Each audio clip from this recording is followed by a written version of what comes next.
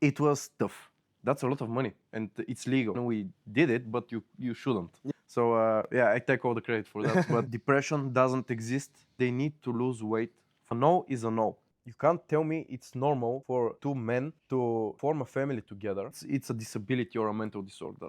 Nothing personal. It's simply business. Abortions are bad. You come here, you die. I like it actually. Yeah. I believe it's a good thing. There are complete idiots on campus, a woman and a man. I am pro-choice. Life is meaningless.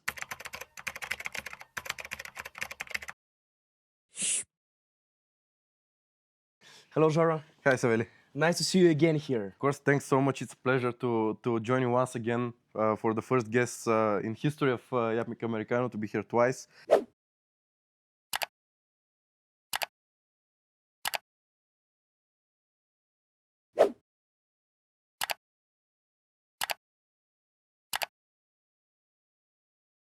Can you just briefly introduce yourself to the people who may not know you? My name is Joro Kotev. This is my final semester here at AUBG. I was Saveli's guest 2 or 3 semesters ago when I was a junior student. Now, very unfortunately, I'm graduating in May. I'm the managing director of the Elevate Accelerator program at AUBG from this year. I was a participant and eventually a winner of it last year. Other than that, I'm majoring in business with finance and in economics. And my hobbies are basically going to the gym and talking shit with my friends. Are you still a sports aficionado, a gym rat, a guy who goes every day? I have been for the last few years. That's my hobby, that's my passion. I love doing it. I was in the gym up until maybe 45 minutes ago before this podcast. It clears my mind. I feel much better speaking once I've put my body through all the stress I have gathered inside me. I have just let it out on the weights. And that's my philosophy about sports, not the gym in general. I have talked about sports before. You have to be physically active for you to have a clear mind. Otherwise, you simply can't let that stress out in a controlled and safe way. Because the other option is what you let it out on other people, which isn't nice. There is a great Russian quote which goes "В здоровом теле здоровый дух." Zdrav duh, zdravo telo. It's the same in Bulgarian. Yes. So yeah, strong mind, strong body. Or strong body means strong mind. Yeah, basically, that's the point. Yeah. Okay. You are known as well around the campus. Maybe let's say more last year than this year because you're off campus now, as far as I know. But many people may know you for your controversial statements, including the ones you said on the podcast. So, is there one statement or like your opinion that maybe many people would find controversial and you will defend it no matter what? I will defend the statement that depression doesn't exist. It's not a clinical thing. Depression is just in your mind and it's very easily curable with work. You can't be depressed if you're busy. Even Donald Trump said that. Now that I said Donald Trump said it, it's even more controversial, yeah? But when you think about it, let's say I've been through it. Last year, I wake up at 8 a.m. I have 2 workouts, 3 lectures, Elevate, working on the business, up until 9 or 10 p.m. When do I have time to think about depression or to feel bad? I'm constantly busy, and I just go to sleep. I simply can't get depressed. Depression. How don't you burn out, man? So much stuff. I do. I do burn out. I feel overwhelmed at times. But then I sit down, look at the ceiling, meditate for 15 or 20 minutes, and say that's the price of success. That's the price of being you pay now so that you can be happy later. Because if you don't spend your 20s, the time when you have the most energy, burning yourself out, when are you going to do it? When you're 30, 40, and when your body is shutting down, it's getting slower, you're getting older. Bills are getting in. Yeah, and you have way more responsibilities. You have a family, you have a house to pay off, for example, a job to do until you build your own business, of course. But yeah, you have to use your 20s at the red line. You have to be at the absolute limit of your capabilities, and you'll be thankful for it when you become 30 or 40. But the controversial statement, depression is a sign of laziness, and I'm up to debate that with anybody. Okay. In terms of relationships, how do you see the relationship between men and women? First of all, could there be a friendship, a real friendship between men and women? Well, yes, but with an asterisk. it can't become a real friendship, at least in my view, from the very beginning.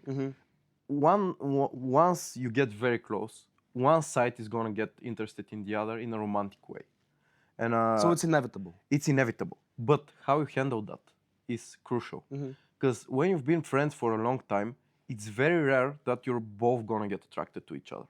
One side's gonna see the purely friendship side, the other one is going to see the romantic side, and it's how you handle it. Because when you are friends with a girl, because I'm from a male standpoint, friends with a girl, more often than not, I am the one who gets the romantic attraction in this way. Do you think it's biological? It kind of is, because let me put it this way: unless I see the girl as physically attractive, it's very difficult for me to get attracted to her romantically. That's maybe one of my vices, but it's not a secret. Okay. Physical attraction for me is very important. It's actually, you could say, it's the most important thing, because it is the first step for me to be interested in speaking to that person. It's just how Interesting. So how you the mind- discriminate by how people look? Is that what you're saying? Yes, absolutely. I'm not saying you have to be a supermodel. You have to be in shape and visibly taking care of yourself. You can't defy genetics, at least when you're still young in your 20s. Like, you can't afford plastic surgery and stuff like that. But you can do stuff to be the best version of yourself. You can work out. You can take care of your face. You can take care of your hair. Maybe put some light makeup on. Don't overdo it. And it's enough. In most cases, it's enough. But it's not about lust that I need physical attraction. It's about me being attracted to somebody. My type is somebody who takes care of themselves. And me seeing that they can't take care of their appearance, that's something everybody sees. That, to me, signals a deeper problem, that they can't take care of their other aspects of life. They can't take care of their mind, of their health, and so on. Just like a symptom. There's a correlation with it.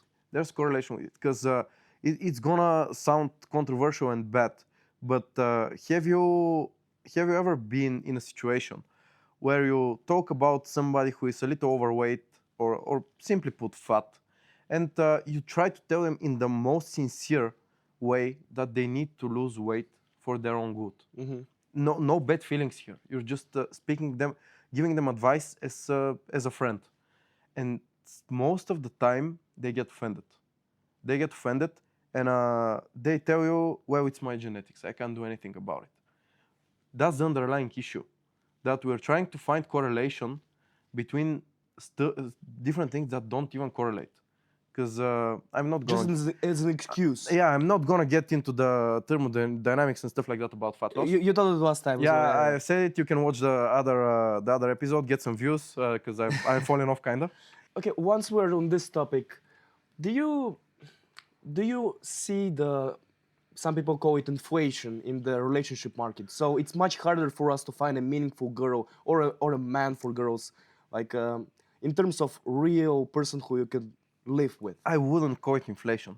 I would call it globalization. Because when you go 20, 30 years back, your choices were limited to the university you're in, to the town you're in. There was no Instagram, there was no Facebook, there was no Tinder. You can't just open your phone and see basically a catalog of people looking to date. You are limited to the people you're actually seeing with your own eyes in the real world. And back then, it was the same for the other side.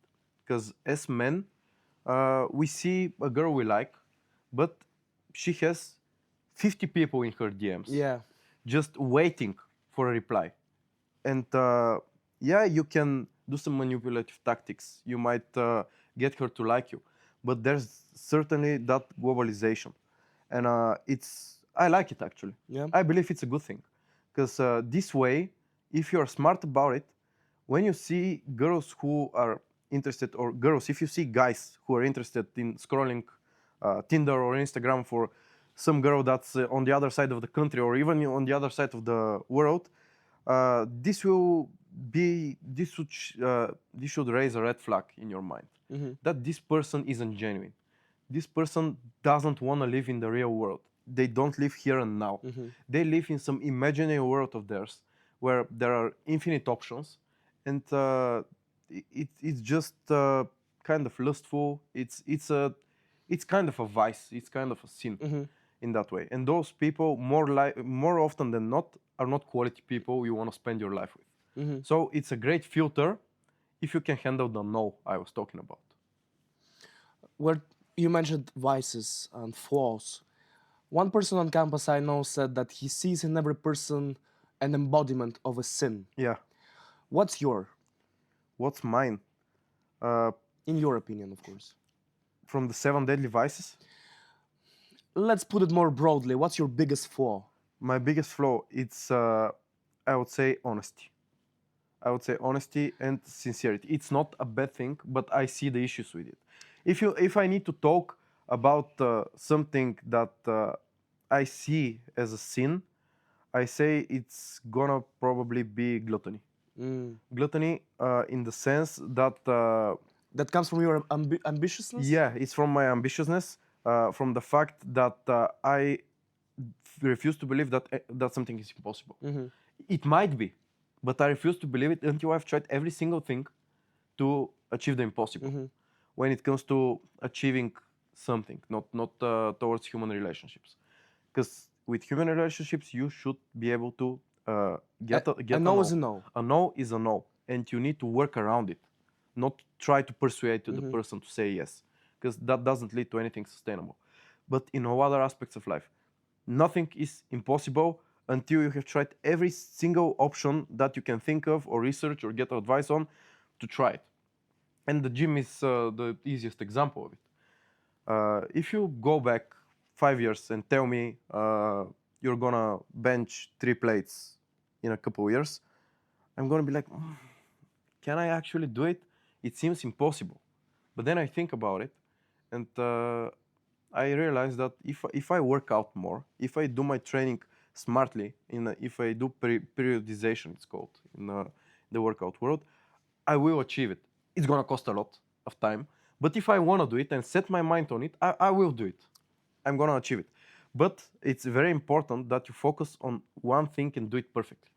Because if you try to do 5 things that seem impossible, they are. Because you don't have the hours, you don't have the energy, you don't have to focus for those 5 things that are very difficult to do them at the same time. What issue do you pick with AUBG? I know you're more or less positive about it, the opportunities it gives, and so on and so on. But maybe you see some negative change that is going on that you notice, that you take an issue with. My issue with AUBG, honestly, I'm seeing right now is the major dilution in the student body in terms of quality of people. Interesting. Because it's completely logical. When you take in a bigger cohort of students, of course, there are going to be more extremes. Yeah, you get more geniuses and more wonder child. It's a bigger sample. Wonder kids like Alexandra. But Alexandrina. Sorry, yeah. Sorry, Alex. But at the other end, you're going to get complete idiots that will get in here just to get a university degree because their people, their parents can afford it. So there are complete idiots on campus. Yeah, there are complete idiots on campus. I don't know many of them personally. Some of them I do. And while being idiots, at least they're funny to be around with. But there are some people that you just can't find a common language with. You can't say anything to them. And the other issue I often say it is that when people ask me how do I apply to AUBG, I jokingly say with a bank statement. Because after all, if you are able to pay the fee, what's the acceptance rate here? Like 98%? Yeah. Or something like that. So after all, that's the unfortunate reality. But you have to understand why they do it. USA is no more. America for Bulgaria has little money to give to AUBG. So they need to find a way to survive. That's why they raise the tuitions. That's why they get in more students. But ultimately, this isn't good for the quality of the university. So in my opinion, the biggest issue is that dilution of the student body. We are no longer a family. We are no longer a small community. We're becoming a very big community. And I gave you the example when we were talking in private about how I've met like 4 freshmen this year because I'm off campus because they kicked me out because there's no space for people in Skapto anymore. But yeah, I can't even meet those people. They have created like a small community inside Skapto. Yeah. And I don't see them at the cafe, I don't see them in the canteen, I don't see them in the gym, I don't see them anywhere. I feel like they get out of the rooms, go to a lecture, and go back. I mean, I don't go to nightclubs anymore, but my friends do, and they say that they're almost the same people like they were last year. They don't even party. So my question is, where are those people? 400 and something people. Are they staying locked up in Skaptu? Are they going home for the weekend and just coming here? Do they not like the university? What's the issue there? Why do we have that division of the freshmen? Because second, third, and fourth year currently, so classes of 26, 27, and 28, I say we're a nice community. We know each other quite well. Yeah. But AUBG class of 29, I can't give you an opinion on that class because I don't know them, I don't see them. And that's part of that underlying issue I was talking about. Because when you go here in the orientation week, and all third years and fourth years are kicked out, and you flood Skapto with 400 and something freshmen that are just those freshmen for 1 week, they very quickly create those little communities. Cliques, yeah. Yeah. And once you, as second years come, you already have a lot of people you know. And it's very difficult for you to get to know those people that have already formed their groups and communities. Well, before it wasn't that way. Because when I was a freshman and we came for the first week in orientation week, Skapto was almost empty. Like you meet people and so on, but the next week, once a drop week starts, a lot of new people start coming, and you see them, and you want to get to know them. Yeah. And that's one aspect to look at it. Some people would label you as a living embodiment of toxic masculinity. And I want to raise a question here, 2 questions actually. First one comes from the fact that many people call this podcast a MAGA cast. Have you heard that? Yeah, I have. Do you know the question I'm going to ask? We're talking about Donald Trump. Yeah, of Let's course. put it plainly. Of course, yeah. So what do you think? Overall, my opinion is positive on Donald Trump. I believe it's a much better choice than Biden. At least he has a concrete opinion and he follows his own orders. While Biden was more like a muppet that the whole democratic body was controlling. At least Trump, while not perfect, in fact very flawed in terms, he's way too extreme in what he does. And especially with the executive orders. If you go back 50 years, executive orders were like during World War II, there's an executive order. Now there's an executive order to... I feel like if people complain it's too cold, he's going to sign an executive order to warm up America or stuff like that. So he is extreme. But he's firm in his beliefs. I actually believe he wants the best for America. And that's why Americans re-elected him. Because they saw that extremism during the first mandate. They were like, yeah, this guy's way too much for us. Then Biden came, and the whole economy slowed down. The COVID checks and stuff like that came, and after that, it never fully restarted. And people just wanted Trump back, because Trump is about action. Trump is about doing something, doing the best for America. The only issue is that with the Greenland stuff going on right now and with the Venezuela, I believe that was way too extreme. It is a way to do it, but certainly I wouldn't say it is the best way to do it. So overall positive. I see the flaws, but I believe it's his last mandate anyways, because he's getting way too old.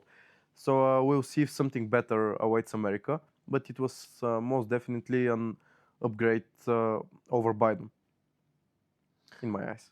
What do you think of LGBTQ and of queer community in general?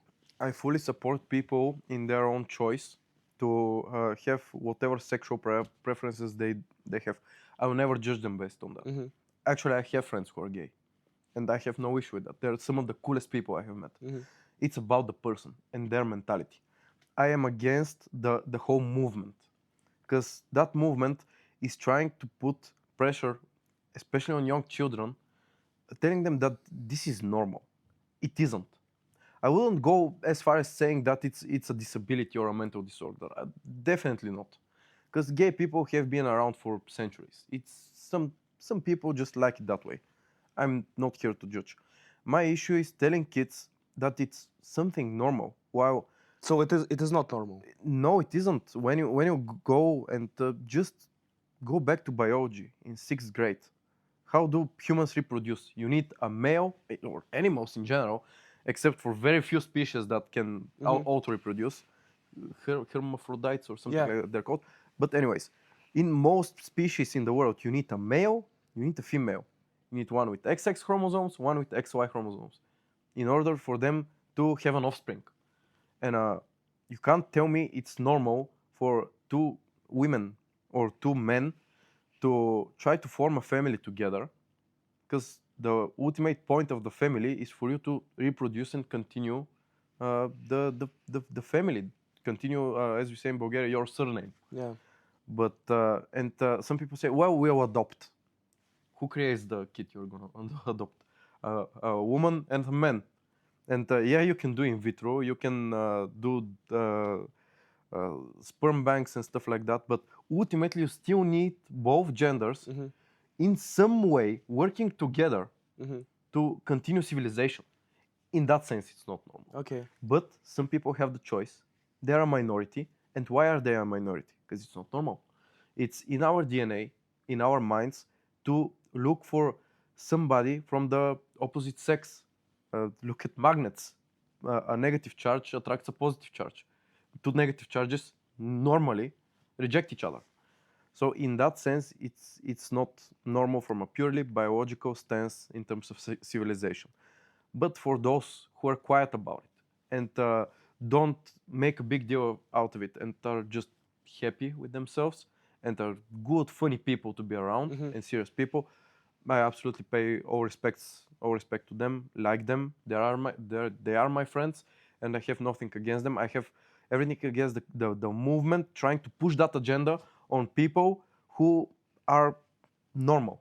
Like even in Bulgaria, there was a law abolishing. Yeah, abolishing talking about anything connected with LGBTQ and in fact schools. most sexual stuff in schools, letting kids figure it out. Because if you let them figure it out, And you're pro. yeah, that thing. I support it, despite me not supporting the party that proposed it. That's a good thing in my opinion. Because if you let the people, the kids, just figure it out on their own, most of them will end up as heterosexual, because that's basic biology. But if you're trying to push that agenda that homosexuality is something normal and we should praise it, of course, some people that were going to be heterosexual might start saying, well, after all, maybe that's not normal. Maybe it's not modern. I won't be able to fit in a community if I'm not gay or bisexual even. So I support that law. I don't support that party. And in my opinion, especially with gender and sex and sexual attraction and orientation, people should be left to figure it out on their own. Maybe if you're skeptical, try one, try the other, see which one you like more. Maybe you like both, then you're bisexual. And going to the genders, why do we have to separate gender from sex? What is gender fluid or omnisexual or whatever? You have male and female. You're either straight or you're gay. Why do we have to make it more complicated than that? There's nothing wrong with that. After all, it's about who you are sexually attracted to. There are two biological sexes. That's basic science, either XY or XX, male or female. Very connected issue. Like briefly, can you shed a light on your opinion about abortions? You're pro-life or you're pro-choice?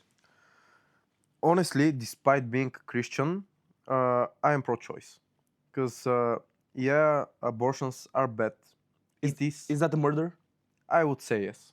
Honestly, I would say yes. But if that child wasn't wanted and that child wasn't supposed to be, I think murdering it in a very early stage while it's not sentient is generally the less Lesser evil. The lesser evil, the less bad thing you can do. With the other option is either put it up for adoption or try to look after it. And let's suppose there are two 18-year-olds or an 18-year-old guy and a 16-year-old girl. The accident has happened some way or another. The 16-year-old girl is pregnant. And she'll give birth when? When she's 17 at the latest. Yeah. She still has to finish high school. She still has to go to university, get education, get a job.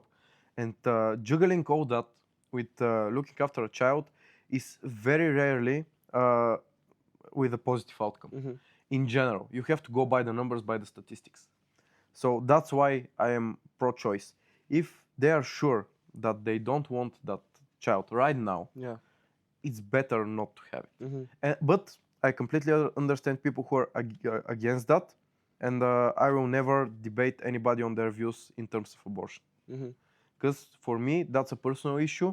You have to be on terms with yourself, what you believe, and you shouldn't let other people and change your view, and you shouldn't try to change other people's views, despite you not agreeing with it.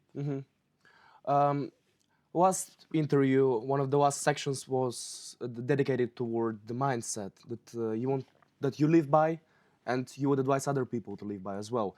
In private discussion we had, you said that there are some changes to your mindset. Is that true? Would you like to share that? Yeah, there are some changes in my mindset, and they're regarding morals. I used to be a strong moralist and trying to always do the right thing, always do no harm. But that has changed now that I have been part of the business world for around a year now. I've seen that if you try to do no harm in business or try to do everything right and not hurt anybody, ultimately somebody is gonna hurt you. Because people are bad, people are evil. Like a jungle. Yeah. And there's a saying, nothing personal, it's simply business.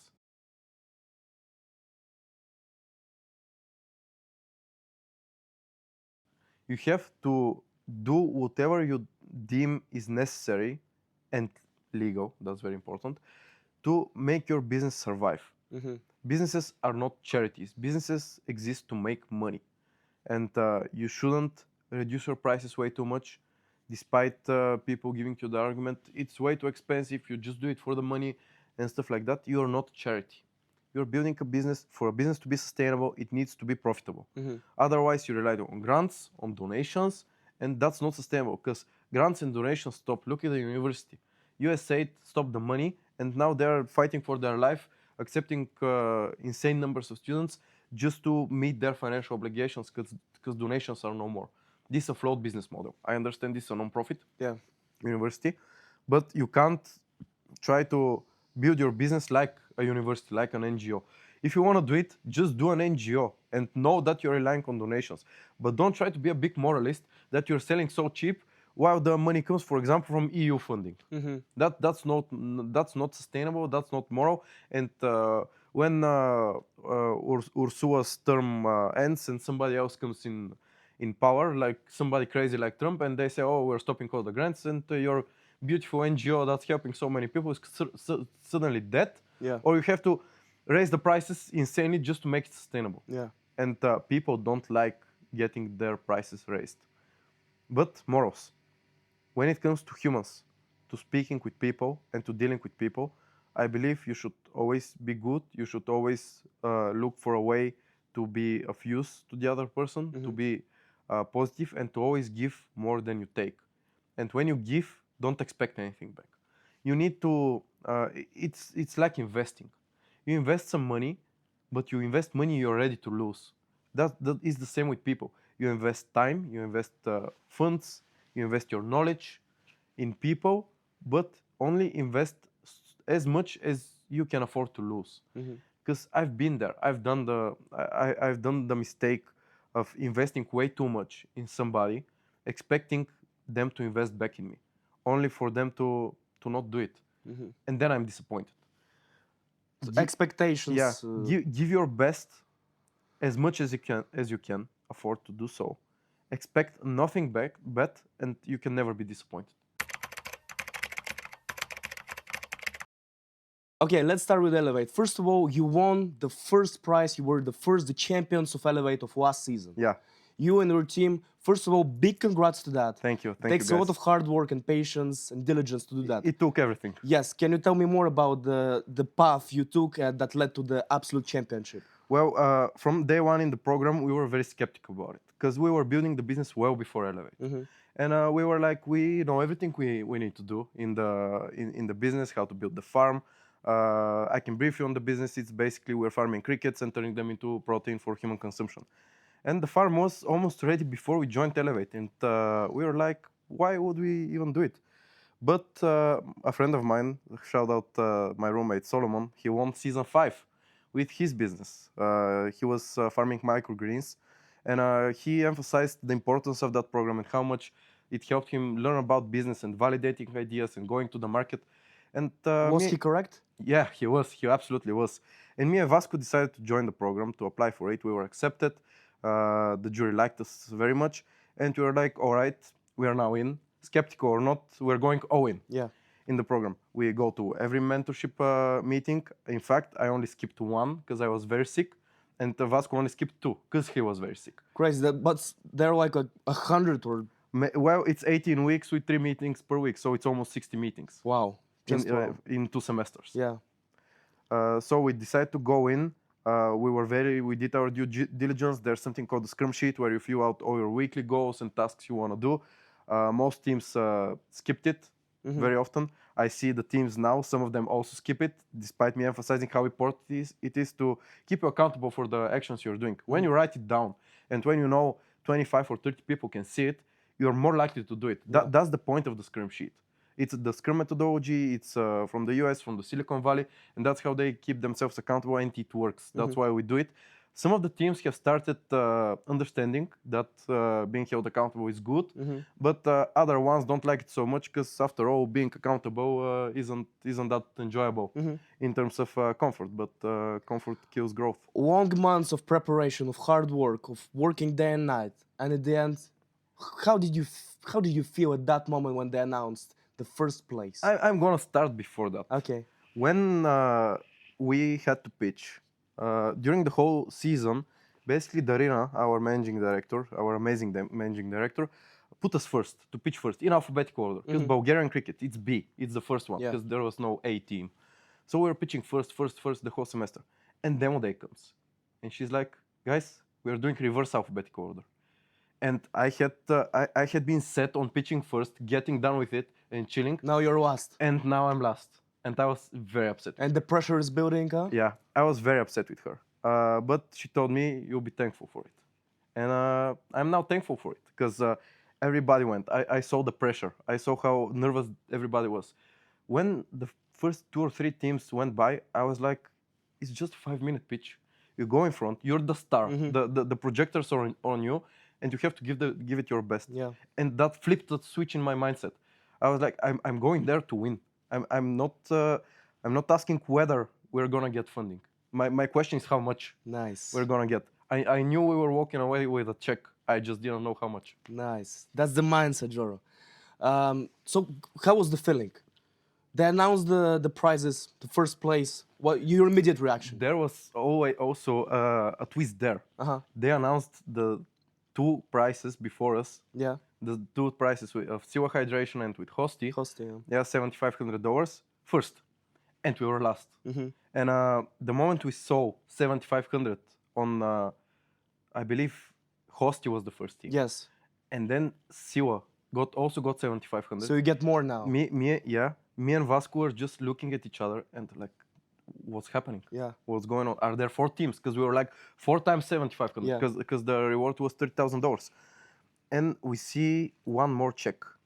And the Gergana, one of the jury members, comes out. She gives a long speech because the check is backwards. You don't see who the check is. And we're going like this. I believe I was sitting like this. Your heart? Yeah. My heart is pounding. My mother is next to me. Vasco is also next to me. My dad is filming. And she just announced his Bulgarian Cricket. I feel my heart drop. And we just went. And we were very chill about it. Nice. When we stepped on stage to get our check, to thank the jury, to thank everybody, we were so calm because basically we knew it was deserved. We put in more work than everybody else. Like I don't remove credit from any of the winning teams. Everybody worked their ass off. We were just a team of 2 people. We were the smallest team in the whole season, and I believe that was of great help because we were constantly busy. There weren't any pockets, any gaps in our schedules. It was a full schedule from 8 a.m. to 8 or 9 p.m. with work, the university, Elevate, and everything. And that's what I believe helped us win. Just being busy and knowing we are the smallest team there, so the stakes are that much higher for us. But overall, it was kind of expected. Okay, so briefly, after you won, what was like those months after winning up until now with the business? Briefly. It was tough. It was tough because the money doesn't come the next day. The money comes in months. There's paperwork you need to sign. You need to speak with the university. Many people in the university. Do you sign the contract? Of course you do. Of course, it's under an NDA, but it's public information that you have a contract. So does the university receive like 10% of your profits, or The university has the right to get a small minority stake of your company for a set amount of money. I can't disclose here. Okay, sure. But they have the option to do it. Historically speaking, that option has never been exercised. So all of the winners have kept 100% of the companies. And many people are worried that they're going to take my company, and they're taking a very minor share. Very, very minor share. We're talking single digit here in terms of percentage. which is pretty fair, I think. It's pretty fair because after all, let's imagine it's, for the sake of maths, it's 5%. We get $15,000 for 5% of the company, supposed 5%. That immediately, if you do the math, 15,000 times 20 to get to 100% gives you a $300,000 valuation for a company that was just started. That's a lot of money. Yeah. In terms of valuation for you being barely on the market or just starting sales. We weren't even doing it legally back then because you can't sell food you make at home. I mean, you can. We did it, but you shouldn't. Yeah, I know. Yeah, you shouldn't do it. And the first few months were tough because we were like, we have the money, but we didn't. So we were just waiting for it, and all the suppliers, everybody was in line to get their piece of the pie because we have to pay a lot of stuff. So how about now? Now we have received the money. We're actively using it to buy products, to pay for suppliers and stuff like that. And it's going very well. We finally beat the Bulgarian Food Safety Agency after a 7-month battle to legalize our product because we were the first ones to introduce cricket protein in the terms of powder form here in Bulgaria. It is already in the EU and it's legal. But when you introduce a new food, it's under a different category. It's called a novel food.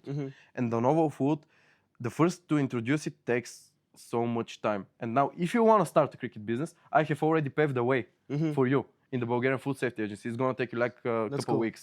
So yeah, I take all the credit for that. But it was nice. We're in the final stages of production, and the packaging is ready. Hopefully, by the end of February, we should be out on the market officially, legally. Nice. All power to you, man. Yeah, thank you. Correct me if I'm wrong. You're right now the managing director of Elevate. They offered you a job. In June or July, the program director called me, and I was very surprised because it's in the middle of summer, and I was expecting him to call me about the money, that I'm getting money. At the end of the day, I did, but in a different way, because he offered me to be the managing director. Which means the program, the person who manages the whole program in terms of operations. Of course, I'm not alone. Natalia, my co-worker, she's also managing director, so we're two. Darina was the sole managing director last year, and she was way too overworked. And she still did a great job. She did an amazing job. The quality of the program, the mentors, the demo day. Were you there? Yeah. Yeah. On demo day, you saw that was you haven't been to a previous demo day, but previously they were in the auditorium here in BAC. Oh, yeah? And it was such a small event. Now it was the event of the year. Nice. There are 400 places in the auditorium seats. There were over 500 people. They were sitting on the chairs on top of each other. It was the biggest event, and she did it alone. Nice. Which is insane credit to her. And while managing Hangout as the owner of the coffee shop. So you are now in her place. Yeah, me and Natalia. took her spot, it is tough, but it's so fun. It's so fun because you see the other side. And Natalia has also won, by the way, Elevating Season 4. She was a freshman back then. Wow. And she won it. But being on the other side, while just a couple months back, you were there as a participant, now you organize it, it's surreal, you can't believe it. Because you have to contact those same mentors, not all of them, but most of the mentors that were mentoring you, now you invite them to mentor the next generation. And it's a very important role, and it's a lot of, how do you call it? I completely forgot the word. Responsibility. It's a lot of responsibility, especially with me being a student. That's also a first. Me and Natalia are seniors. The managing director has always been a graduate up until now. Yeah. But they decided to give it a shot, and we're happy with how it's going out. We're raising the quality of the mentors. This season has the most new mentors in the history of Elevate. So we're replacing people that did a good job with the people that will do the best job in mentoring our teams. So while tough and time consuming, after all, I love my university, I love my program. My program. Yeah, I love Elevate. So I enjoy every single second of me being busy. It might take me 8 hours on a Sunday just writing emails and doing phone calls. I love every single second of it. Nice. We can talk about Elevate for hours. Yeah, But do you have some closing remarks about Elevate? Maybe a piece of advice or your observation? My piece of advice will stay the same as last time. For every student here, sophomore and above, you have to give Elevate a shot, especially if you're interested in being an entrepreneur, building your own business, and not being stuck in a 9-to-5 your whole life. Don't get me wrong, you're gonna be stuck in a 24/7, not in a 9-to-5 when you build your own business. But it's gonna be your own business. Your own business, and there's a great quote by the bodybuilder Rich Piana: "The more you put in, the more you get out."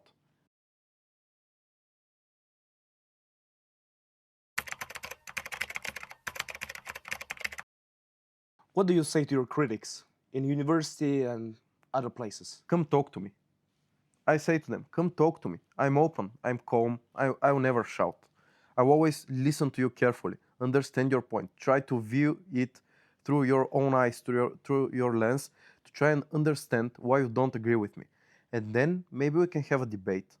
Maybe we can talk about it, and maybe you can even convince me that you're right. I'm always open to listening to people, to talking to people, because that's how we become better. I believe haters are your biggest fans, because after all, they're the ones talking about you.